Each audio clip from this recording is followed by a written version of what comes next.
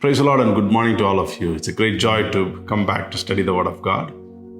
Let us focus on the Word of God. 1 Thessalonians chapter 2, verse 19 and 20.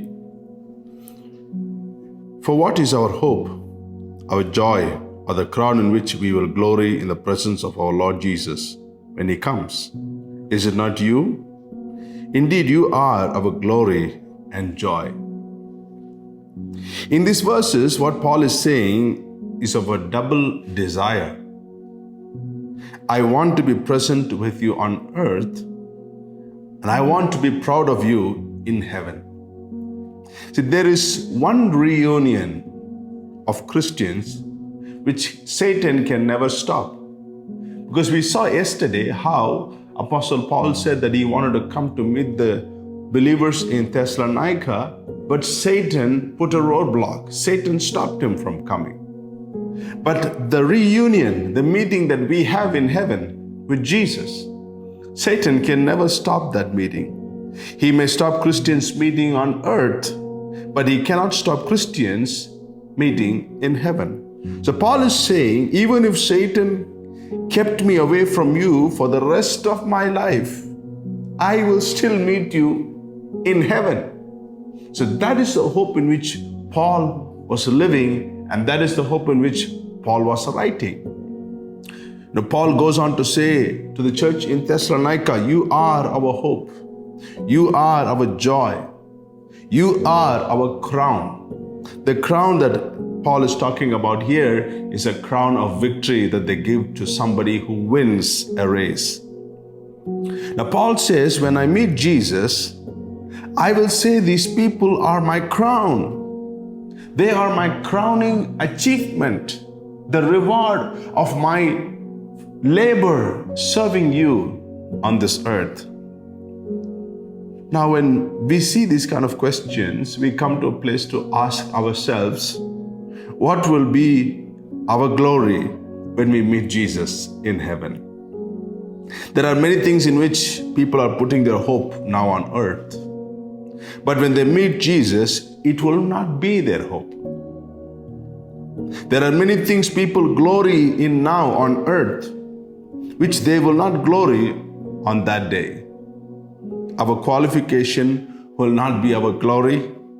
Our earthly achievements will not be our glory. Our house, our earthly possessions cannot be our glory. Your glory will be the number of people you have brought to Jesus when you are here on this earth as a believer. They are your hope of being proud on that day. They are your hope, your joy. They are your joy on that day. And they are your glory on that day.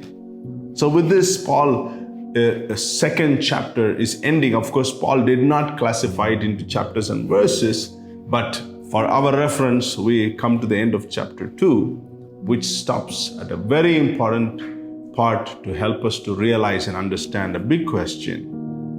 What are you looking forward when you go to heaven? Is it only going to be meeting your family members who went to be with the Lord before you? Or the number of people that you have shared the gospel, shared Christ to them? I hope and I believe that every single one of us will ponder this thought today, and that you will be used as an instrument to bring somebody to salvation. You might not necessarily have to preach to them the gospel. You just live the gospel. And whatever opportunity you have when people come to reach out to you for help, show them Christ. Connect them with the Lord Jesus who has helped you. So through that, they too can come to salvation or be a part of something God is doing through someone to bring them to salvation.